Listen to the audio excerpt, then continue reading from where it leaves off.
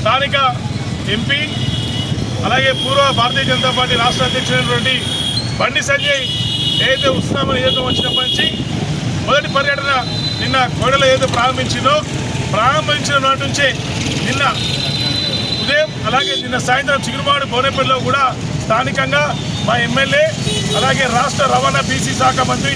ఉన్నటువంటి పొన్న ప్రభాకర్ గారిపై వ్యక్తిగత దూషణలకు పాల్పడుతూ అనని మాటలు అన్నట్టు ప్రజలను ప్రలోభ కలిపి తనకు ఉన్నటువంటి నేపథ్యం ఏదైతే ఉందో లేని మాటలు సృష్టించడం వల్ల ఉన్నటువంటి దిట్ట బండి సంజయ్ గతంలో కరీంనగర్లో ఒక డిఎస్పీ మామూలుగా కాలో పట్టుకుంటేనే గల్ల పట్టుకున్నా అని చెప్పని క్రియేట్ చేసి ఎన్నికల్లోవడం హడావిడిగా మందిని పోగేసిన తర్వాత గుండెపోటు వచ్చినట్టుగా అంబులెన్స్లోకి ఎక్కి ఎన్నికల స్టంట్లో అపోలో హాస్పిటల్లో పడికి స్టంట్ వేయించుకోని చెప్పడం అలాగే ఇదే సిద్దిపేట జిల్లాలో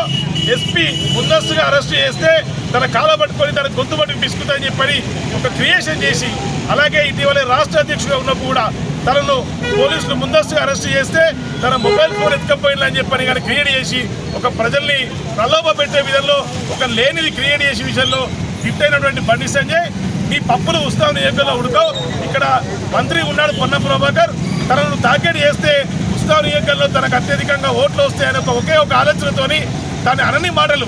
రాముడి యొక్క పుట్టుకపైనే ఇవాళ పొన్న ప్రభాకర్ అనే ఒక వ్యక్తి మాట్లాడిన ఒక మాటలు లేని విధంగా క్రియేట్ చేసి మభ్యపెట్టి స్థానిక ప్రజల్లో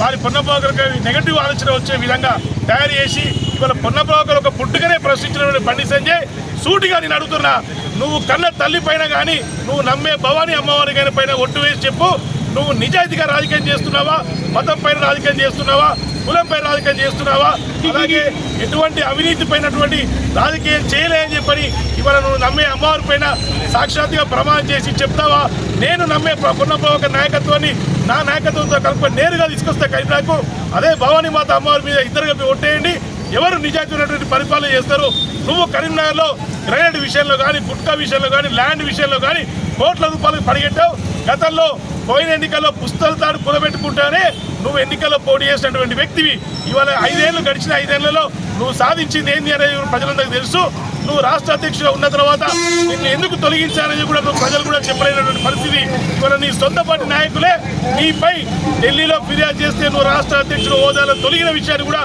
ప్రజలు ఇంకా మర్చిపోలేదు అలాగే నువ్వు స్థానికంగా ఉన్నటువంటి కరీంనగర్ మాజీ మంత్రి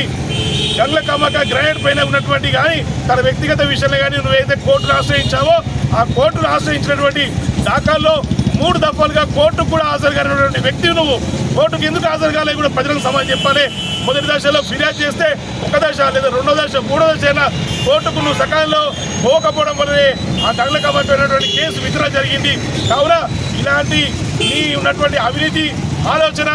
అలాగే మతమైనటువంటి రాజకీయాలు వస్తావు నీ దగ్గర చెల్లుబాటు చావు నువ్వు ఏం చేసావో నేరుగా చెప్పుకో నువ్వు 600 కోట్ల అభివృద్ధి చేస్తే 600 కోట్ల అభివృద్ధి చెప్పుకో నీ మోడీ ఏం చేసావో చెప్పుకో నువ్వేం చేసావో చెప్పుకో కానీ కుల మతం పేరు మీదటువంటి రాజకీయం చేసి